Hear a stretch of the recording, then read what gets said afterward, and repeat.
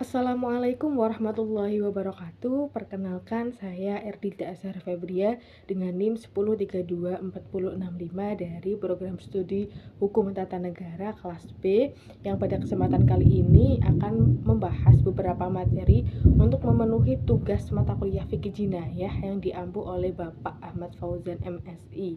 Jadi pada video kali ini saya akan membahas beberapa materi, yaitu yang pertama terkait dengan materi jarimah hudud, baik berupa hudud 1 maupun hudud 2, kemudian juga mengenai kisos dan diat, dan yang terakhir adalah tentang reformasi dan positifikasi hukum Islam. Untuk materi pertama yaitu tentang jarimah hudud, menurut sepemahaman saya, jarimah hudud merupakan suatu perbuatan melanggar hukum yang jenis perbuatannya, jenis tindakannya, dan juga ancaman hukumannya itu sudah ditentukan di dalam nas, baik di dalam Al-Quran maupun di dalam hadis Nabi. Nah, nama hukuman dari jarimah hudud ini adalah had atau hak dari Allah Subhanahu wa taala, karena memang hukumannya, ketetapannya itu sudah diatur oleh Allah Subhanahu wa taala di dalam nas, baik di dalam Al-Quran maupun di dalam hadis Nabi, sehingga tidak dapat diubah oleh siapapun. Kemudian hukuman had ini itu bersifat tertentu dan terbatas, artinya hanya ada beberapa saja yang memang sudah ditentukan ketetapannya atau ketentuannya di dalam Al-Quran maupun hadis Nabi. Nah, hukuman had ini juga tidak terbatas atau tidak dibatasi oleh minimal dan maksimal, artinya harus benar-benar sesuai dengan apa yang tertera di dalam nas. Contohnya, saya mengambil kasus pada pencurian. Jika di dalam hukum pidana nasional di Indonesia, pencurian diatur dalam pasal 362 KUHP yang menyebutkan bahwasannya barang siapa yang mengambil sebagian atau seluruhnya barang milik orang lain dengan maksud dimiliki secara melawan hukum, maka dipidana penjara paling lama 5 tahun.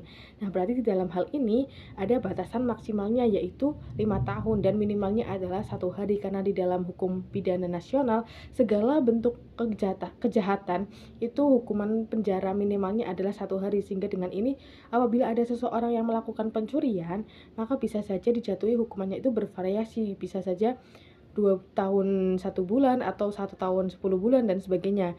Namun apabila di dalam jarimah hudud, hukuman hadnya itu harus sesuai dengan apa yang tertera di dalam nas, baik berupa Al-Quran maupun hadis. Contohnya pencurian yang sudah diatur di dalam Quran surat Al-Maidah ayat 38 yang menyebutkan bahwasanya pencuri laki-laki maupun pencuri perempuan maka potonglah tangan mereka, yang artinya berarti hukuman bagi seorang pencuri adalah potongan tangan, tidak dapat ditambahi, dikurangi maupun diubah oleh siapapun.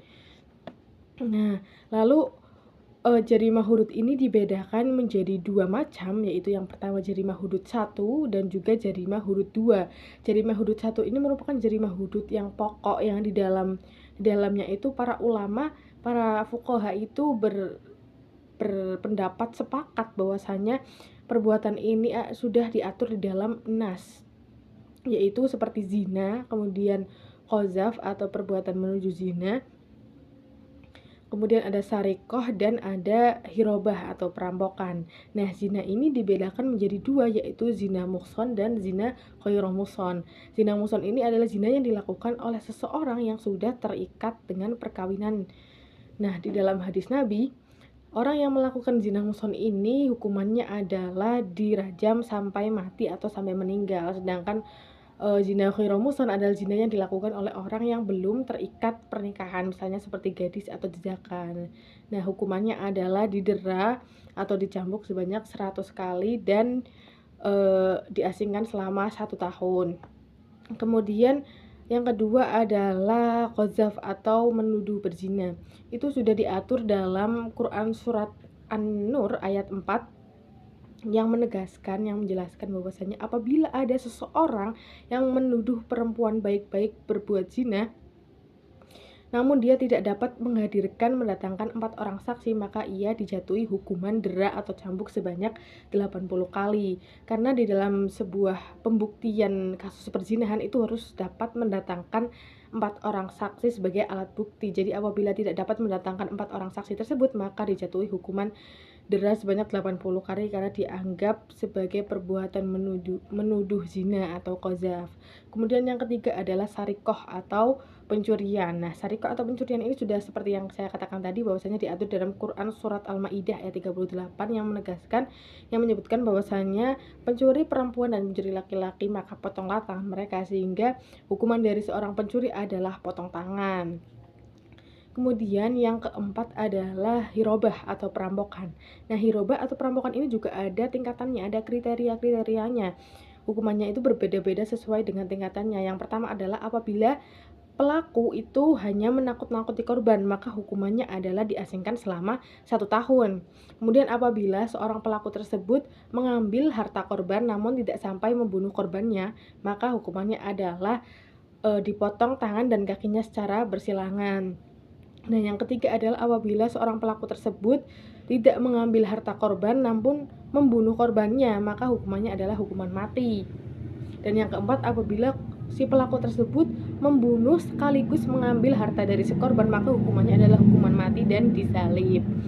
Untuk yang kedua adalah jarimah hudud yang non pokok. Jarimah hudud 2 adalah jarimah hudud yang non pokok. Artinya masih ada terdapat beberapa perbedaan pendapat di kalangan para ahli fikih, di kalangan para fuqaha, bahwasanya ada yang berpendapat bahwa perbuatan ini termasuk jarimah hudud, namun ada juga yang berpendapat bahwa perbuatan ini bukan termasuk jarimah hudud. Misalnya seperti syurbah atau meminum minuman keras. Ada yang berpendapat bahwa syurbah ini termasuk jarimah hudud sehingga hadnya atau hukumannya itu sudah tercantum di dalam Al-Quran maupun hadis. Sedangkan ada juga yang berpendapat bahwasanya ini bukan termasuk jarimah hudud karena di dalam sejarahnya penerapan hukuman cambuk bagi syurbah itu berbeda-beda. Kemudian yang kedua ada ridho atau keluar dari agama Islam alias murtad. Nah, ada yang berpendapat bahwasanya ridho ini termasuk sebagai jarimah hudud dan hukumannya adalah hukuman mati. Namun ada juga yang berpendapat bahwa ini bukan termasuk jarimah hudud sehingga kasusnya dapat diserahkan atau diadili oleh ulil amri. Nah, namun sebenarnya yang dimaksud ridho mendapatkan hukuman mati itu dalam hadnya di dalam nas itu menjelaskannya bahwasanya yang termasuk golongan ridho yang mendapatkan hukuman mati adalah golongan orang-orang yang keluar dari agama Islam namun kemudian justru bergabung dengan musuh-musuh Islam dan membocorkan rahasia-rahasia Islam untuk melemahkannya. Nah, golongan seperti inilah yang dimaksud dalam nas untuk namanya ditentukan hukumannya yaitu hukuman mati. Nah, yang ketiga adalah bahyu atau pemberontakan. Di dalam hukum pidana nasional, bahyu ini dikenal sebagai sebutan makar atau pemberontakan terhadap penguasa yang sah. Nah, hukumannya adalah hukuman mati, namun juga masih ada yang berpendapat bahwa bahyu ini bukan termasuk jarimah hudud sehingga dapat diadili oleh ulil amri. Jadi kesimpulannya dari jarimah hudud 1 dan hudud 2 bahwasanya jarimah hudud ini ada 7 jenis yang dimana semuanya sudah diatur, ada ketetapannya di dalam nas, baik di dalam Al-Quran maupun hadis Nabi, yang dimana semua ketentuannya itu merupakan hak Allah untuk menentukan hukuman-hukumannya dan tidak dapat diubah oleh siapapun. Kemudian untuk materi yang kedua adalah mengenai kisos dan diat. Yang pertama saya membahas tentang kisos terlebih dahulu. Jadi menurut saya kisos adalah suatu bentuk pembalasan dari apa yang telah diperbuat oleh seseorang yang melanggar hukum. Artinya pembalasan tersebut itu setimpal dengan apa yang telah diperbuatnya. Misalkan nyawa dibalas dengan nyawa, kemudian penganiayaan dibalas dengan penganiayaan dan sebagainya. Lalu kemudian kisos ini dibedakan menjadi 2. Yang pertama kisos jiwa yang berkaitan dengan pembunuhan, dan juga yang kedua ada kisos badan atau yang dalam hal ini terkait dengan penganiayaan. Nah, di dalam hukum pidana Islam sebab-sebab melakukan pembunuhan itu ada 3. Yang pertama yaitu karena disengaja atau karena kesengajaan, kemudian yang kedua karena semi sengaja, dan yang ketiga karena adanya kesalahan atau kealpaan. Nah, sedangkan syarat untuk dijatuhkannya hukuman kisos adalah bagi pembunuhan yang dilakukan dengan sengaja dengan syarat-syarat. Yang pertama adalah orang yang dibunuh atau korbannya itu merupakan orang yang haram dibunuh. Karena di dalam Islam ada golongan orang-orang yang halal dibunuh atau diperbolehkan membunuh, seperti contohnya kafir harbi adalah kafir yang memerangi agama Islam, itu boleh saja dibunuh. Namun di dalam konteks ini yang dapat dijatuhi hukuman kisos sebagai nyawa dibalas nyawa merupakan syaratnya adalah korbannya merupakan orang yang haram dibunuh. Kemudian untuk syarat yang kedua adalah pelakunya merupakan seorang mukallaf, artinya dia bisa bisa membedakan mana yang baik dan mana yang buruk, sehingga perbuatannya itu dapat dipertanggungjawabkan. Kalau misalkan anak-anak atau orang gila itu tidak termasuk sebagai orang yang mukallaf. Untuk syarat yang ketiga adalah pelaku tersebut dapat memilih untuk melakukan ataupun tidak melakukan, sehingga tidak adanya paksaan dalam berbuatnya. Nah, kemudian untuk yang kedua adalah kisos badan, atau yang dalam hal ini terkait dengan penganiayaan. Merupakan suatu perbuatan yang dimana sasarannya itu adalah anggota badan yang dapat mengakibatkan luka maupun cacat ataupun hilangnya fungsi dari anggota badan tersebut. Nah, bentuk hukumannya ini merupakan ya sama, setimpal, artinya misal mata dibalas dengan mata, kemudian hidung dibalas dengan hidung dan sebagainya. Kisos ini tujuannya adalah untuk pengingat bagi kita semua, bagi para manusia, agar tidak terjerumus ke dalam perbuatan-perbuatan seperti pembunuhan maupun penganiayaan karena dapat mengakibatkan kekacauan. Dan juga kisos ini juga bertujuan untuk perlindungan jiwa-jiwa manusia. Kemudian yang selanjutnya adalah diyat. Diyat merupakan suatu bentuk ganti rugi yang dilakukan oleh pelaku kepada keluarga korban atau kepada korban karena adanya permaafan dari korban ataupun keluarga korban. Nah, di dalam diyat ini dibedakan menjadi dua macam, yaitu diyat mughaladoh dan juga diyat mukhafafah. Nah, diyat mughaladoh ini diyat atau ganti rugi yang berat dengan membayar 100 ekor unta dengan rincian 30 ekor unta betina berumur 3 sampai sebelum 4 tahun, kemudian juga 30 ekor unta betina berumur 4 sampai sebelum 5 tahun, dan juga 40 ekor unta betina yang masih hamil. Nah, lalu apa saja kasus-kasus yang dapat dijatuhi hukuman diyat yang mughaladoh ini, diyat yang berat ini? Yaitu yang pertama adalah kasus pembunuhan yang dilakukan secara sengaja namun sudah mendapatkan maaf dari keluarga korban. Nah, pada perbuatan ini, pada pembunuhan ini, pembayaran diyatnya itu harus ditunaikan secara langsung, tidak boleh dicicil, harus langsung full 100 ekor unta. Nah, yang kedua adalah pembunuhan semi sengaja.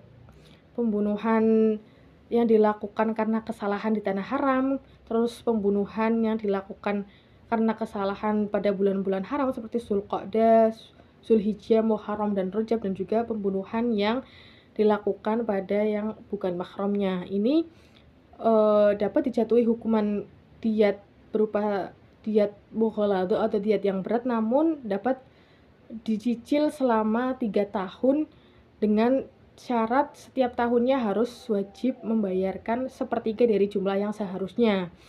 Kemudian untuk diyat yang kedua adalah diyat mukhafafah, yaitu diyat atau ganti rugi yang ringan. Itu sama membayarnya 100 ekor unta namun rinciannya berbeda-beda. Itu ditunjukkan pada kasus-kasus seperti pembunuhan, namun selain pada pembunuhan karena kesalahan di tanah haram, kemudian pembunuhan karena kesalahan pada bulan-bulan haram, pada yang bukan mahram, dan sebagainya. Kemudian juga ada penganiayaan sengaja yang dapat mengakibatkan cacatnya anggota badan atau hilangnya fungsi anggota badan. Nah, ini sama-sama membayarnya 100 ekor unta, namun rinciannya berbeda dan dapat dicicil selama 3 tahun dengan rincian setiap tahunnya harus membayar sepertiganya. Lalu kemudian ada juga diyat yang dapat dibayarkan separuh atau hanya 50 ekor unta saja, yaitu apabila ada seseorang pelaku yang memotong atau membuat cacat salah satu anggota badan yang jumlahnya sepasang. Misalkan tangan jumlahnya sepasang. Nah, namun ada seorang pelaku yang hanya melukai atau memotong tangan hanya satu saja, sebelah kanan saja, maka diyatnya berupa 50 ekor unta. Kemudian bisa juga diyatnya hanya 5 ekor unta, itu berlaku untuk satu jari, kemudian satu gigi, itu sama saja diyatnya yaitu 5 ekor unta. Jadi apabila 10 jari ini hilang semua, artinya cacat atau bagaimana, itu setiap jarinya itu bernilai 5 ekor unta, seperti itu. Nah, diat ini sendiri tidak harus dibayarkan dengan menggunakan unta, namun bisa ditunaikan menggunakan uang juga. Adanya diat ini untuk menghapuskan adanya balas dendam yang terus-menerus, sehingga mengajarkan arti pemaafan, sehingga terbentuk adanya suatu kedamaian. Nah, untuk materi yang terakhir adalah mengenai reformasi dan positifikasi hukum Islam. Nah, reformasi hukum Islam ini merujuk pada suatu upaya untuk memperbaiki atau memperbarui ataupun menyempurnakan suatu sistem hukum Islam. Nah, upaya pembaharuan hukum Islam ini bertujuan karena adanya suatu kebutuhan, respon terhadap suatu kebutuhan perubahan zaman.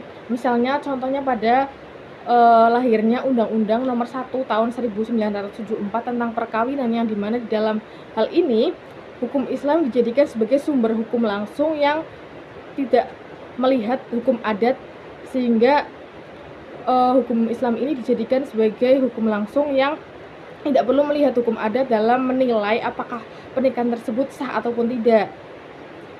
Kemudian adanya pembaharuan hukum Islam ini juga untuk menghapus produk-produk hukum kolonial Belanda dan juga menghapus produk-produk hukum yang dinilai dipandang sudah tidak sesuai dengan tuntutan zaman.